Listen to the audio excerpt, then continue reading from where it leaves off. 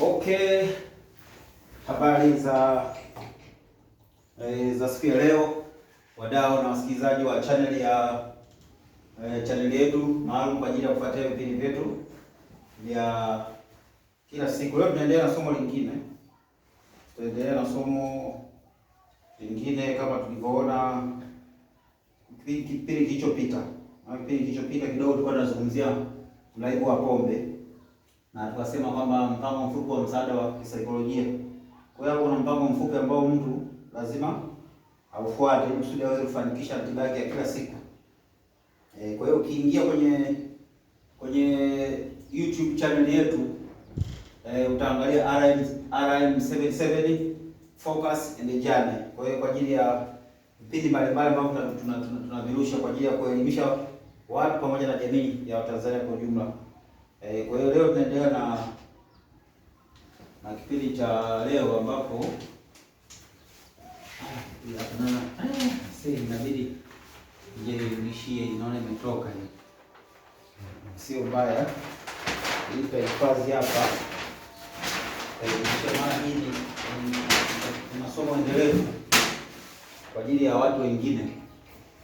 Leo kutakuwa na umuhimu wa kukaa back to life kwa mraibu wa pombe au mraibu wa bangi ama kokeni. Umuhimu wa kukaa, yaani kukaa sehemu kama hii, sehemu ya nyumba kwa ajili ya upataji nafuu. Kwa hiyo kukaa soba, kutotumia pombe au bangi ni hatua kubwa ya ushindi kwa mtu aliyepona na kutoka kwenye uraibu. Sawa. Kuna faida zake nyingi sana ambazo zitamsaidia. Kwa hiyo akitoka kule, kwa hizo faida nyingi ambazo mara nyingi zinaathiri afya ama mahusiano ama maendeleo ya mtu, ya utu wa mtu. Hapa chini ni maelezo ya umuhimu wa kukaa soba. Kwa hiyo hapa chini kuna maelezo ya umuhimu wa mtu kukaa nyumba za upataji nafuu. Kwa hiyo nyumba yetu ya upataji nafuu na nyumba zingine zote zile ambazo mtu anakuwa anaenda pale, pengine anakuwa na matatizo fulani, basi haya ndio mambo yake muhimu ambayo itamsaidia anapokuwa amekaa sehemu kama ile. Moja ni afya ya akili na kumbukumbu kuboreka. Kwa hiyo ukikaa sehemu kama hizi, afya ya akili na kumbukumbu kuboreka, yaani utaimarisha afya ya akili pamoja na kumbukumbu zako zote zitarudi kwa muda ambao umekaa hapa, pengine kwa sababu utakuwa unapata madawa, utakuwa unapata tiba pamoja na ushauri kama huu. Kwa hiyo hapa kukaa soba kuboresha uwezo wa kufikiri, kupanga mambo, sawa, na kuchukua maamuzi sahihi. Kwa mfano pombe na bangi uharibu ubongo pamoja na kumbukumbu. Kwa hiyo hii unapokuwa umekaa sehemu kama hizi, afya ya akili na kumbukumbu huboreka. Utajikuta akili yako inakuwa inafanya kazi vizuri zaidi. Hiyo namba moja. Kwa hiyo tunakwenda kwenye namba 2. Kukaa soba kunasaidia afya ya mwili kuboreka. Afya ya mwili. Kama mtu alikuja hapa pengine alikuwa amezoofika kidogo, mwili wake alikuwa uko vizuri, kwa hiyo anapozidi kukaa hapa, kwa hiyo anajikuta afya yake inaimarika na mwili wake unaimarika, anajikuta yuko kwenye afya nzuri ambapo baadaye akirudi anaweza kaenda kufanya kazi zake vizuri na shughuli zake zikaendelea kule loyani. Kwa hiyo kuacha pombe ama bangi sawa, kupunguza athari au hatari ya magonjwa sugu kama ya ini. Kuna magonjwa sugu kama ya ini ambayo unapokuwa unakunywa pombe kwa wingi, kwa hiyo ile pombe inakuwa inaathiri ini lako, linakuwa linakufa, na kuta asilimia kubwa ya watu wanaenda hospitali yetu ya Eza Mloganzila ama wanakwenda pale Muhimbili kwa matatizo kama hayo, ama hospitali yote ile kwa sababu ya matatizo ya ini. Na hiyo inatokana na unywaji mkubwa sana wa pombe. Lakini pia kuna athari nyingine ya magonjwa ya moyo. Kwa hiyo hii na yenyewe ni mojawapo ya magonjwa ya moyo ambapo mtu anakuwa amekunywa sana kwa wingi sana kilevi ama ametumia sana bangi au vijana. Unajua vijana wetu sasa hivi wanagonga sana makokeni, wanapiga sana shisha sio nini. Kwa hiyo hii ni athari ambayo mojawapo mtu anaweza kuipata ni kwa magonjwa ya moyo. Lakini pia kuna mapafu na saratani. Mapafu ya mtu ambaye anakuwa anakunywa sana pombe kwa wingi ama bangi inamwathiri mapafu yake na kusababisha saratani. Ndio inaitwa saratani ya mapafu. Pia kuna mwili kurudia nguvu na afya. Kwa hiyo hapa unapokuwa umekaa sehemu kama hii, mwili wako kurudia yaani mwili unakuwa unarudi na unajikuta unapata nguvu, lakini pia unakuwa unapata afya. Umeona? Tumeelewana hapo? Lakini pia kuna namba 3. Kuna maendeleo ya kiuchumi. Kukaa sehemu kama hii inasaidia maendeleo yako ya kiuchumi. Ni kwa namna gani sasa maendeleo yake ya kiuchumi yanakuwa yanafikiwa? Hii ni kutokana na hakuna tena matumizi ya pesa ovyo ovyo. Unaona? Kwa hiyo utakuwa sehemu kama hii umekaa kwa mfano sasa hivi. Sidhani kama kuna hela nyingi sana ulizokuwa unatumia kule nje. Pengine ulikuwa unatumia kule nje 50,000 au 100,000 kwa siku, tuashumu, au baada ya siku 2 3. Lakini kukaa sehemu kama hii, pengine inawezekana matumizi yako yasizidi hata 5,000, yasizidi 3,000 kwa siku, na ile akiba ambayo unaipata basi unakuwa unajiwekea kwa ajili ya kipato chako cha baadaye. Kwa hiyo hakuna tena matumizi ya pesa ovyo ovyo. Nadhani hata wewe mwenyewe umeliona. Hakuna tena matumizi ya pesa ovyo ovyo. Fedha kubaki kwa chakula, umeona? Kwa mfano chakula ama kitafunwa, ama fedha ubaki kwa elimu au shughuli za maendeleo, unaona? Kwa hiyo ina maana fedha zako ambazo pengine wewe uko hapa zinazopatikana kule zinaweza zikahifadhiwa kama kuna watu ambao umewapa maelekezo mazuri ya kuhifadhia fedha zako. Na maana utakapotoka utajikuta fedha zako zimekuwa nyingi kiasi kwamba unaweza kuzitumia kwa ajili ya kufanya maendeleo yako binafsi ama ukatumia kwa ajili ya kuboresha biashara yako ambayo ulikuwa nayo. Kwa hiyo muda hutumika kwa kazi halali. Unaona? Yaani muda mwingi wa ile pesa yako inatumika kwa kazi halali kwa sababu umeshaiweka imeshakuwa nyingi. Na maana haya ndio maendeleo ya kiuchumi na ni faida ya kukaa sehemu kama hizi. Lakini pia kwenye namba 4 kuna mahusiano ya familia na jamii. Mahusiano mazuri ya familia na jamii. Unapokaa sehemu kama hii, hata familia yako kuna kipindi nataka ipige simu, ijue bana vipi unaendeleaje mwenzetu. Pia familia yako itakuja kutembelea, familia yako itakuletea mahitaji kadhaa ambayo wewe ukiyatumia basi inakusaidia, na pia familia inapokuletea haya mahitaji inafurahi kwamba mtu wetu sasa hivi anaendelea vizuri, na ndio maana unakuta mahusiano na familia yanakuwa yanaboreka.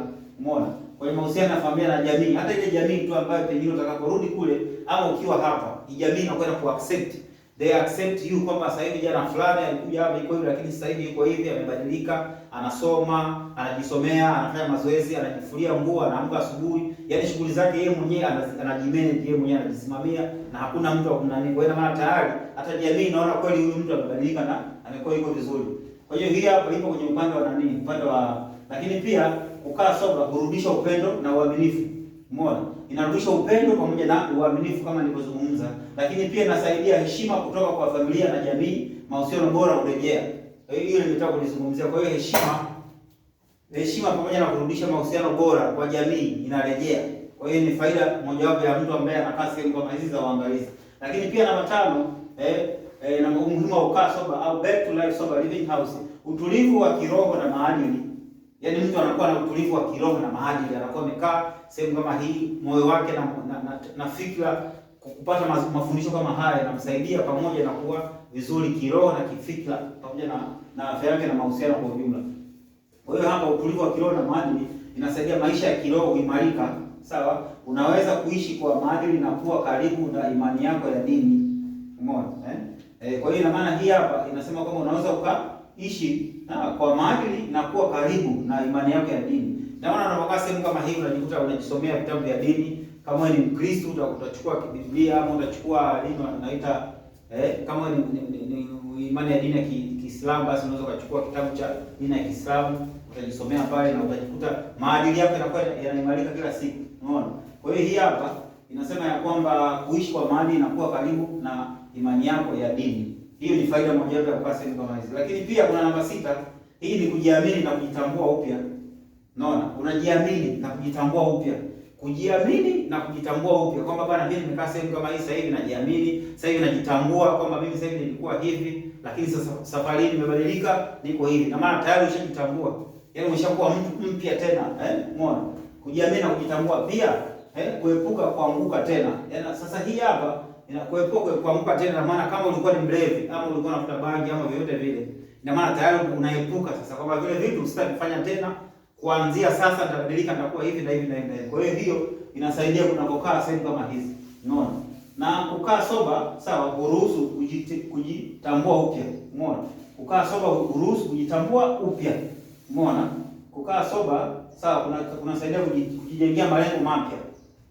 Kujijengea malengo mapya. Yaani unajijengea malengo yako mapya kwamba nitakapotoka hapa, malengo yangu kama nilivyosema kipindi kilichopita kwamba ni haya na haya na haya. Ndasimamia biashara zangu, ndasimamia kazi zangu hivi na hivi na hivi na hivi. Sawa? Lakini pia inasaidia kujiamini, sawa? Na kuwa vizuri kimaisha, sawa? Na unakuwa wewe ni mtu wa thamani tena. Umeelewa? Na kuamini kuwa wewe ni mtu wa thamani na kujua faida za kuishi bila pombe ama faida za kuishi kwa vizuri kwa malezi ambayo ni bora. Kwa hiyo maana baada ya kusema hayo nafikiri haya ndio mambo muhimu ambayo mtu anayekaa soba ama mtu mraibu yoyote hizo wa pombe ama mraibu wa bangi basi anapokuwa anakaa sehemu kama hizi basi anakuwa anamsaidia kwa ajili ya kumrudisha na kuwa vizuri katika katika afya yake. Kwa hiyo hapo utaangalia baadaye, utakuwa unasaidia kwa ajili ya kupata marejeo ya baadaye, unakuwa umekaa umejisomea. Basi asanteni sana kwa wale ambao mmetufuatia vipindi vyetu. Basi leo ndio tunaishia hapo kwenye somo letu la umuhimu wa kukaa sehemu kama hizi, umuhimu wa kukaa sehemu kama za waraibu, ama mtu ambaye pengine anakuwa ni mraibu wa pombe, ama ni mtu ambaye ni mraibu wa madawa, lakini pia na mtu ambaye pengine anataka ushauri. Basi anaweza kuwasiliana na sisi kwa ajili ya msaada zaidi. Asanteni sana kwa kutusikiliza.